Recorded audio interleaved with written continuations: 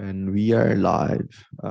Welcome everybody to the node.js security work group meeting. Actually, node.js security team meeting. The last one from June. And today, we don't have many panelists, just Ulysses, but we have a lot of things to share. And well, first thing, before I start, does anybody have any announcements? I think you have. Yeah, I do. New security releases. We've released 3 new versions of Node.js for 16, 18, and 20. Last in the Tuesday, and I really recommend you to upgrade your versions. In case you're not aware of those CVEs, just run npx is my is-my-node-vulnerable. You should be seeing some danger or the list of CVs that affect your version. As usual, we go to the vulnerability review and then the OpenSSF scorecard monitor review. The vulnerability review already did the work. Basically, we had a bunch of issues open regarding OpenSSL. They have released and disclosure the public CVs recently, and we have included it in the recent Node.js release. So it was all marked as closed. The second one is the OpenSSL monitors review. Basically, I don't think we will have a new update on that, right? Because no, I think there is a slightly decrease on the UNDC, but it's a 0.2 points because unreview it human changed it. So it was 1 before, now we have 2. So that's the only thing. I still need to check with Teva and the OpenSSF also for the comparator. So when I have that clear out, I will provide more info. But yeah. Okay, just one thing. In the minutes, we have the link to the OpenSSF scorecard monitor review, and this link points to closed oh yeah, that's issues. true. Is that expected? No, should be pull request, right? Should be a pull request, yeah, because I think I closed the issue. So yeah. Yeah, let me we can adjust it later. Anyway, I will pass the correct information there. Fantastic. Yeah. Okay. And then just UNDC decreased. I will squash and merge. Oh, good. Well, it's also someone raised an issue on Node.js. I don't know, 1 day or 2 days ago about the Node.js scorecard. Currently 7.3, and he's telling us to improve it. We are trying. But feel free, if you are watching it, even after the meeting, feel free to join us in the next session and help us to improve it. Since we don't, would the badge increase the scorecard somehow? I don't think so, right? I don't think so. I think it's because informative. Probably it's code analysis only, right? It's an informative one. Yeah. Okay. Okay, that's fine. Probably we should reach or define in the next session when it's the end of this initiative, because currently we are monitoring, but we are not actively improving the scorecard, right? So I think it would make sense to at least run the step security for all the repositories. And then we just monitor it, like in case of decrease of 1 score or 2 scores, and then we analyze, but nothing more than it, like. And in the case of Node.js, I think we can improve a bit more, but the rest should be fine. All right, moving forward. We have the issue 993, environment variables. Basically, we don't need to discuss this issue again. We have discussed it last session, and we reached a consensus that there is no priority to make it happen, because we don't see how it will secure Node.js applications, because currently, if you create a module that will just override all the environmental variables, it will achieve the same without the complexity of adding it on the Node.js core. So I'm removing it from the agenda, but if someone is interested on that, feel free to include the label again and discuss.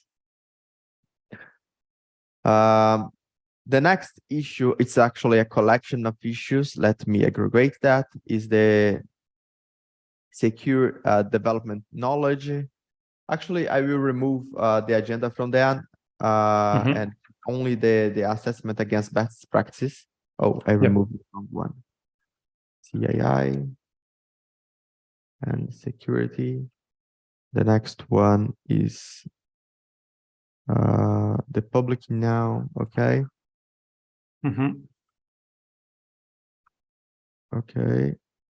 And initiative for CII. Okay, this one is good to keep in the project. Yep. So what do you want? Where do you want to start on this?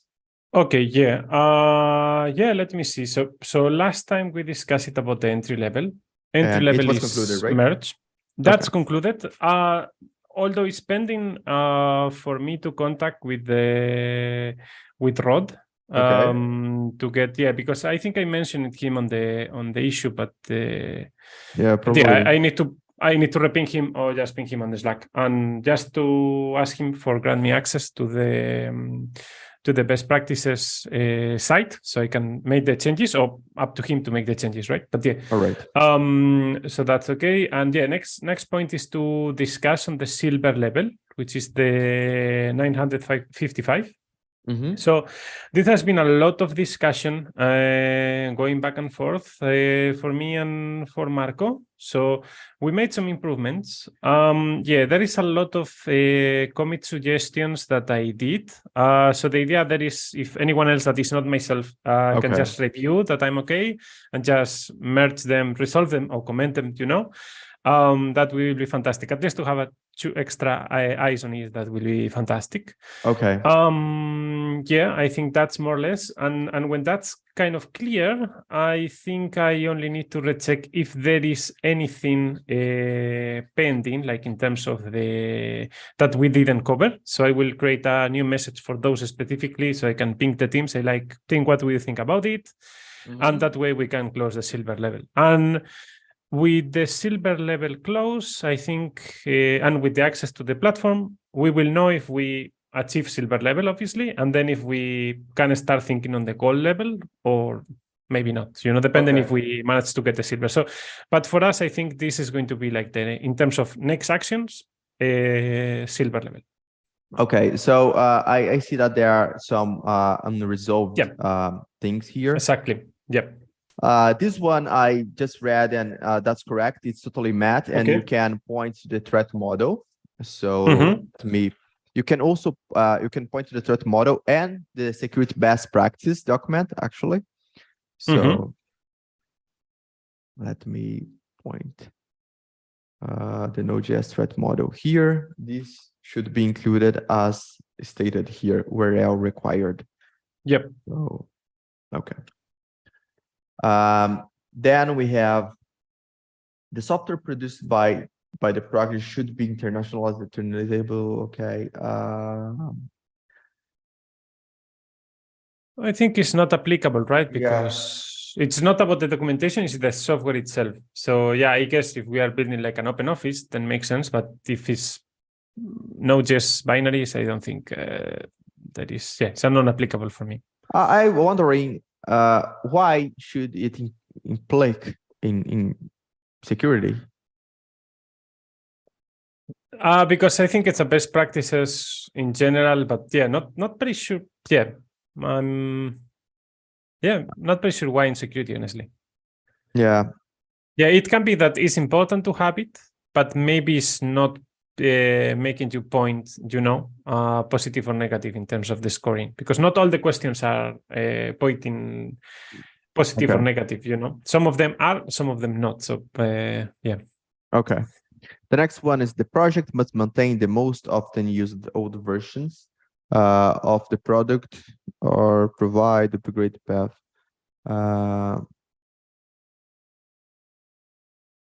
Let me see one thing. Yeah, we have change log, we have breaking changes. Documentation per follow, versions. Yeah, we have everything. Yeah, that's Matt. Yep.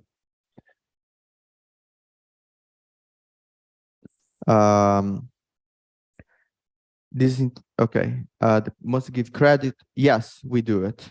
Yeah. Basically, it's Matt, but if you look to the security releases, the blog post, we normally give the credit to the reporter and to the one that fixed it.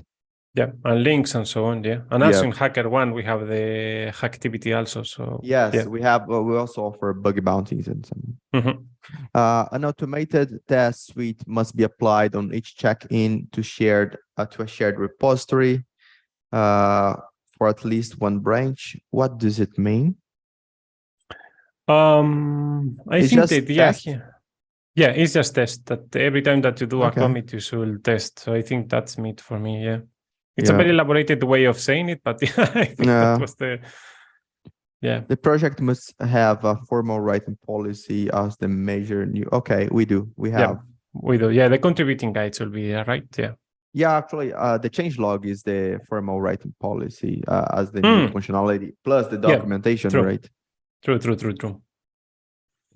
The project must include in this documented for change proposals the policies that are tested.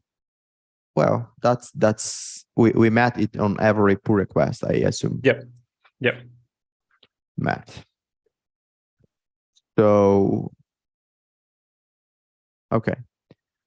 The project, both sites in the project should follow accessibility best practice so that persons with disability can still participate in the project. Yeah. That's hard, right? Because we don't have. I think it is. Okay. Yeah, I run it some. Well, it's I think it has a different name, which is an lighthouse, where you can just run a bunch of. And it's doing kind of a crawling. So yeah, because if you run just lighthouse on the first page. So yeah, it was working fine. So I think was the time that we didn't yet deploy the new website. So that was a discussion with Claudio around it as well and so on. But I think it's met in general. So yeah. Okay. I think we can make, I don't know, at least. Hey, Michael. Hello, how you doing? We don't have exactly an initiative of accessibility in the website, I assume, but I think we can mention that, okay, following the Lighthouse, it's Matt, but we don't have a team specialized in accessibility. I say that because normally these scores lies. It's not all the accessibility spectrum. I see. I see that. I say that because I have a personal experience. My father is blind, and whenever he tries to enter in some website, and the website the experience is complicated. Yeah, and we look to the Lighthouse or on Lighthouse, the score is so high, but it doesn't make any sense. So, okay. So yeah, I would not mention it here, but you know. The project repository front page and or website must identify an hyperlink to any achievements, including this best practice batch. Okay. That's a good one. Let me bring something because we last time we discussed it on bring that to a the README and they didn't. They didn't. So right? I moved up to the website. Let me see. Let me see if I can find the discussion because there was a discussion if we want to include that or not. Let me see. Is issue. Well, let me pass the link here. As you're sharing, it will be easy. So, where's the chat? Okay. So is the issue 5432 on the node.js org repository?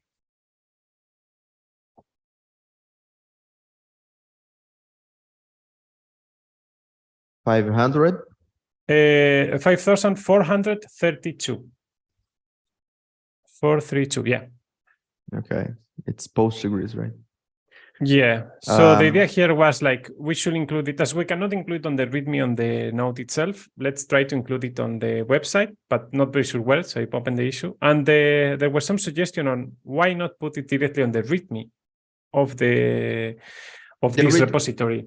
yeah, actually, the README of the Node.js org, I don't think it will match the requirements, right? Exactly. Because yeah, That was the thing, because you can have your own scoring for that website. So it's like it's like a little bit tricky. But yeah, that's why I want to bring the discussion. But yeah, I forgot to put the tag on the for discussion here. But yeah, that's yeah.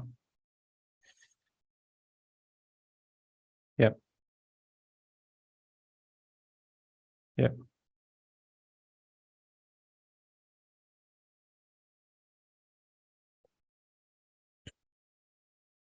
I honestly think that it would be great to have it on README of the project. At least it would make more sense for me. But I can Yeah. also see I see. the other point of Yeah. views. In the discussion, actually, they showcased that it was, and it got removed. So yeah, I think the policy around the README has changed over the time. Okay, probably we need to have more action on that. I think Yep. You should make a pull request directly, because if we keep this issue, I don't think people will have an agreement here. You know, like we need to Yeah, I can do a side discussion with Agustin or Claudio and see how we can put it, you know, because I assume they wanted to have it like a component or something, so I can check it out how, and I will integrate it. Yeah, and I think you should tell them that it's not just one badge, it will be 3 badges in the end of the day, right? No, it's going to be the same one, but it's Okay. going to change. So now you see like this green passing. Later it's going to be like silver, Okay. and golden color, golden. So yeah, I assume the combination of colors and letter make sense in terms of accessibility. But yeah, that's it. Yeah, it's going to create the change, change the color. Okay. So this one is still in discussion. Yeah. Then we have security release. The project must cryptograph sign the release. That's Matt. That's Matt. Yeah. Because I think some of the discussions for the silver are already solved in the previous one. You know, because I opened both pull requests at the same time. So that's why and some questions are repetitive from one to another. So yeah. Let me see if we have more. So apparently we concluded the silver, just waiting for the badge for the entry level. Just waiting for the badge. I will have a final review just to see if we forgot any question there to answer. In that case, I will mention the whole team, and that's technically it. So pending from my side is to discuss with Rod to get the access, to discuss with the web team how to get the badge in place, and update the remote site. So that's it. Okay. I don't know if Rod is active on Slack. Is Rod active on Slack, Michael? Do you know? Sorry, say that again. Rod. I don't know how to pronounce it correctly. Rod. Yeah, he's not. I mean, he's not super active anymore because he's doing lots of other things. What is the question to Rod again? Sorry, I was yeah, because he has the access. He's the only one who has access to the best practices website where the Node.js scoring is hosted. So the idea is just to ask him if he can provide access to the build team or to one of us or to the one alias email or something, so we can auto. So that's like a login and user ID, right? Yeah, exactly. Yeah. Okay. Let me just double check that it's not in the build team's notes. That'll just take me a minute or two. Oh, that can be a good one. Yeah. I won't be surprised if it's not, but at the same time, it also could be because Rod was quite conscientious about a lot of things. So let me go there.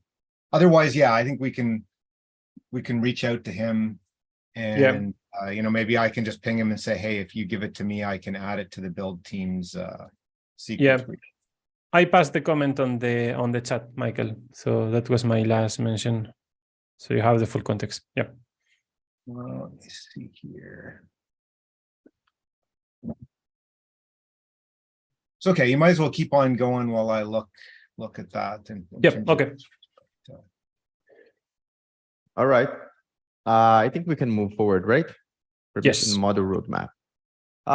Well, as you can see in the latest security release, we have released a lot of new improvements and fixes to the permission model. And as you all of you know, most of the bugs in the permission model are eventually security vulnerability, so we can't disclose it publicly before release. So I think I have included two new things to the Node.js to this roadmap is to throw the access denied asynchronously. Currently, if you use an asynchronously API like fs read file, and you try to read a file that is not allowed, it will throw your error synchronously. But the correct approach would be throwing it asynchronously under the error. So, well, anyway, I'm also doing a lot of investigations for symlinks and also to create the absolute path. Due to the security release, I didn't have time to work on that because it was totally time consuming. And I don't see, okay.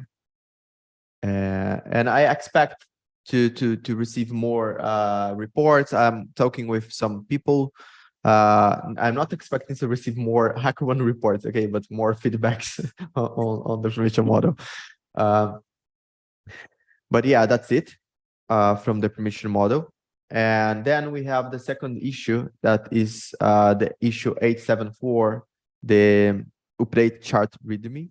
I think I have included to agenda just to make sure that we are still looking to it, because considering that we probably need to rename the repository, or we need to make some changes in that project to remove the working group sentence to team. I have included to agenda just for visibility, I guess.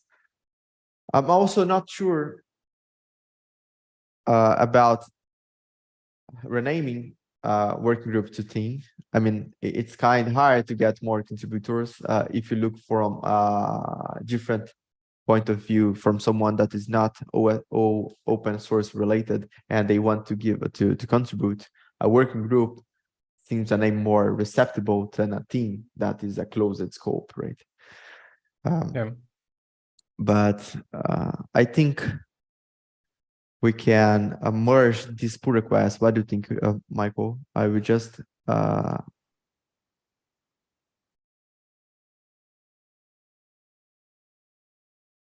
right. So I guess it's the, you know,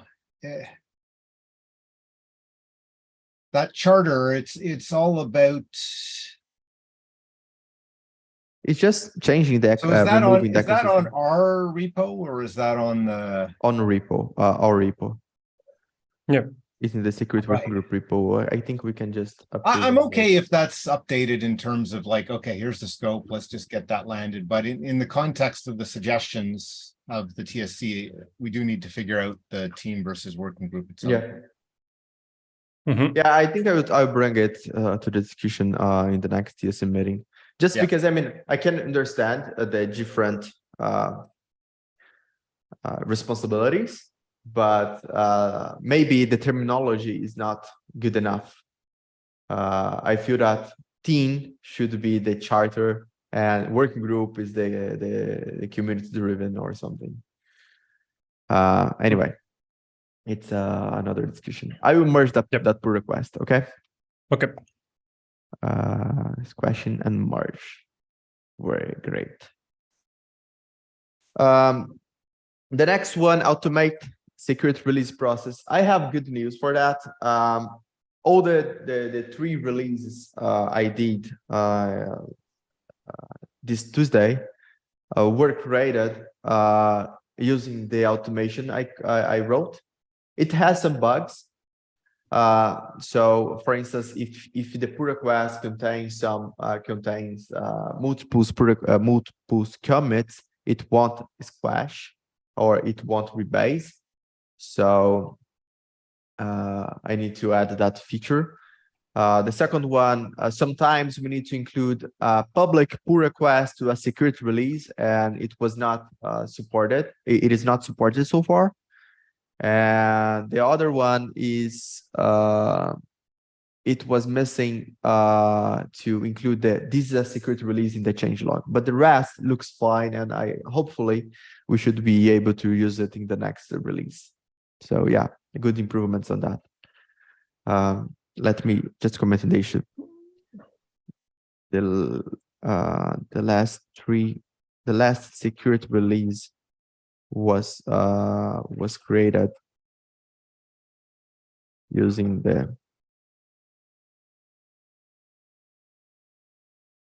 automation. So that's a good. So what was automated? Just The proposal creation. okay. So do we have is the like the document, that's the releasers part, right? So the releasers documentation is updated to use that, or currently it's just a open pull request, but nobody reviewed it yet. So okay, I'm but there's a using my pull own request. port. Yeah, I do have a pull request, but it still Yeah. need to be updated because I need to fix 3 things that I'm commenting now. It's missing 3 features. Support public pull request.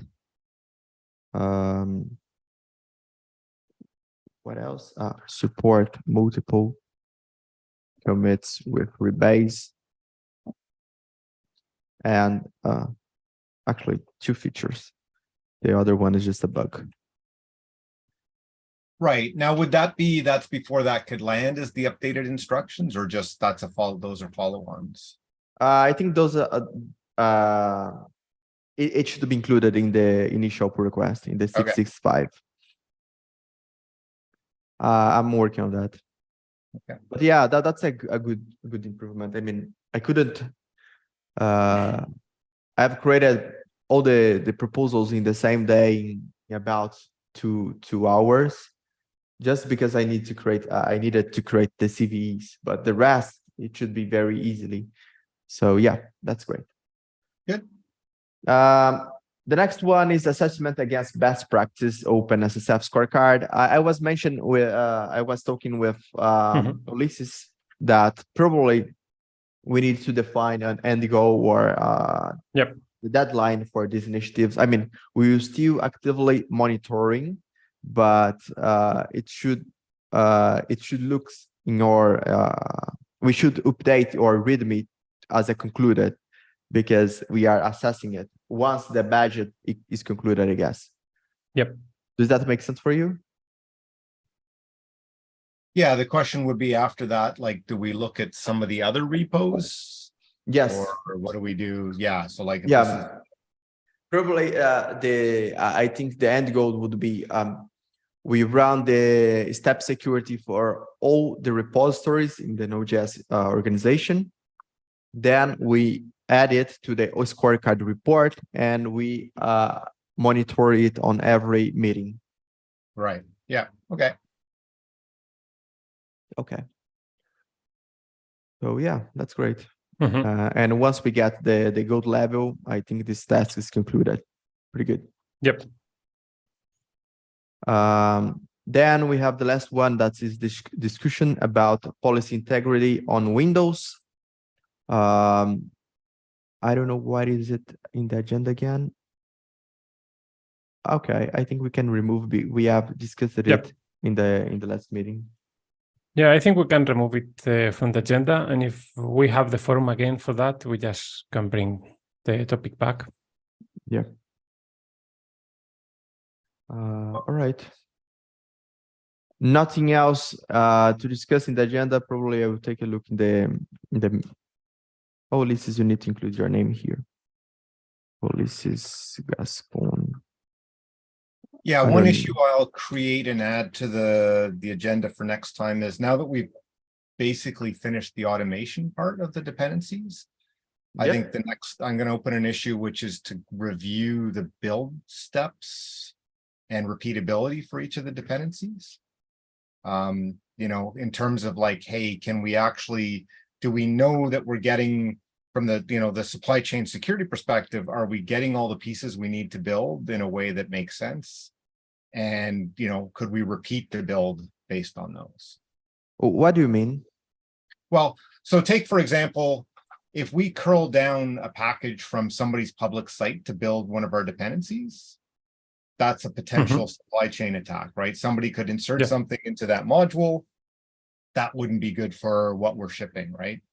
So I think what we should do is look through each of our dependencies and say, well, like, how do we build? And some of them will be really straightforward. It'll be like, this is, there is no build process. It's simply JavaScript code that we pull in, or C++ code we pull in, check, nothing to do there. Other ones I know, like the WASM ones, we pull in a build tool chain, and then we use that tool chain. Other ones we use NPMs. And I think it's worth us going through and saying, yeah, we're doing the right thing from the supply chain security thing, or we've got some improvement to make. And we know what we're doing. Like the automation, I think, helps us. It was a great, that helps us know exactly what we're doing now, and we do the same thing every time. Now it's like, it's what we're doing the right thing from the supply chain side of things. That makes sense, Raphael? Sorry, go ahead, Eustace. I think makes sense. So the idea here will be more like how Node.js can be affected by dependencies that we bring into the project. So the idea is us to become more proactively checking on them. So it's like they have a scorecard, they need some help for that. We should, check out this kind of thing. So we can, for example, just track dependencies and have a look the same way that we look for Node.js on teaching and so on. So if we see like a 2 points decrease in, I don't know, one dependency for us that is critical, we just check it out, and things like that. So we are like kind of more aware, more reactive on what's going on our dependencies. And also we can, start to bring our best practices to them. So kind of evangelizing and getting a good relationship with them. That can be a good option as an initiative. So I think we learned it a lot this year. So maybe we can bring these things back to others. Yeah, definitely that kind of thing. I mean, actually, that's a really good idea that I hadn't thought along those lines of going and working with our dependencies. But just like how we get them, at some point we were like, so for the WASM one is the one, one of the ones I've looked at, we just went somewhere and pulled down a version. Yep. Is that something that we are confident would always be there? Right? The answer could be yes. It's like, yeah, wherever we're pulling now it's switched to being working in a slightly different way. I mean, I think it's that balance between what do we store in our repo versus what do we pull in dynamically, right? Yep. So we could say like we should have copies of things versus dynamically pulling them in.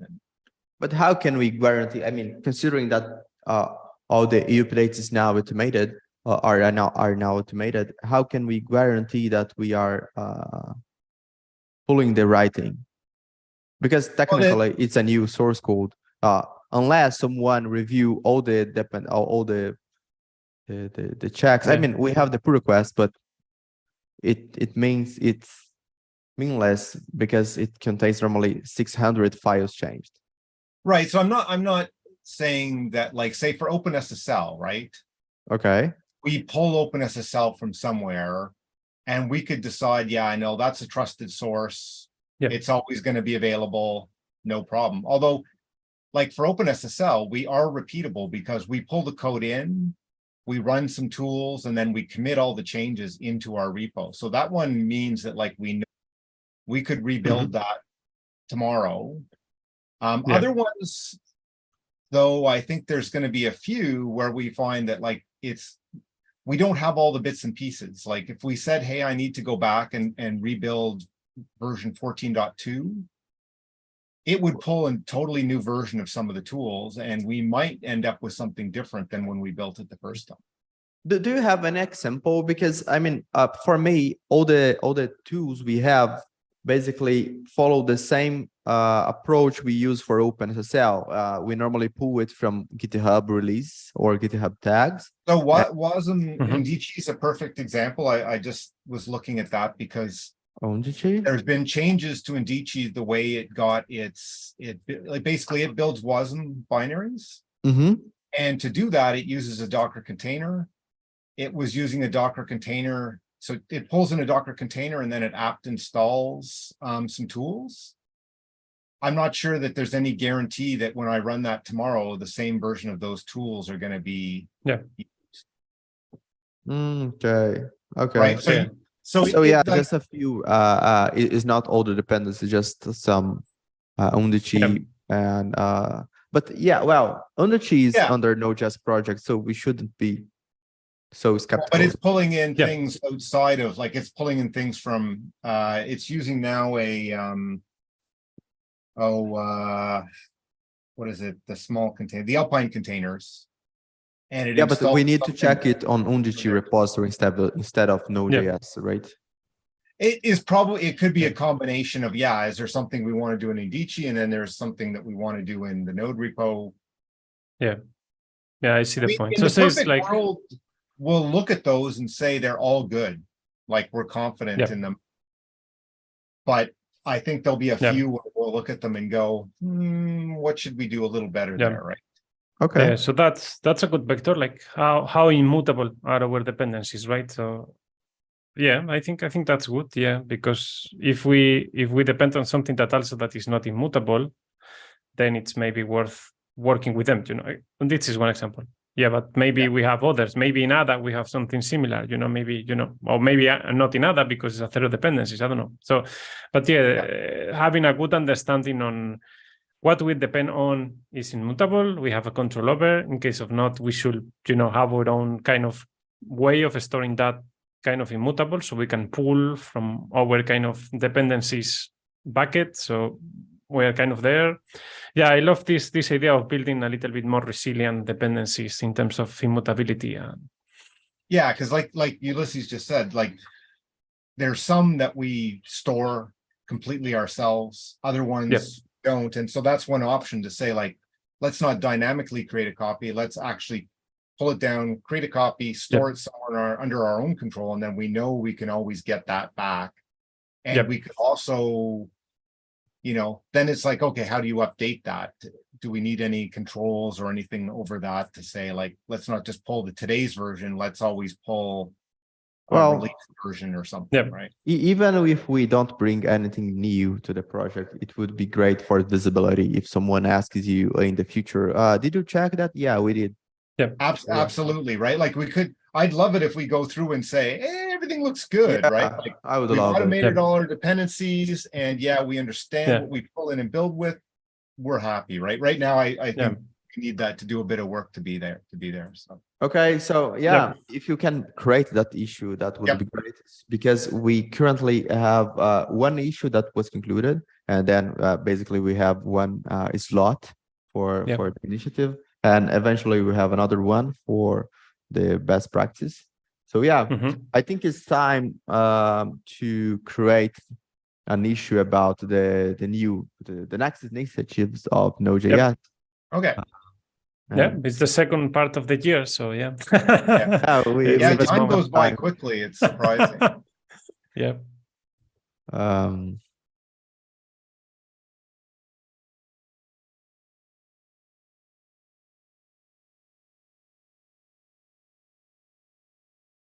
Okay, that's it. I'm just looking to one thing here. Anyway, thank you for joining. I'll give you 15 minutes back and see you in 2 weeks.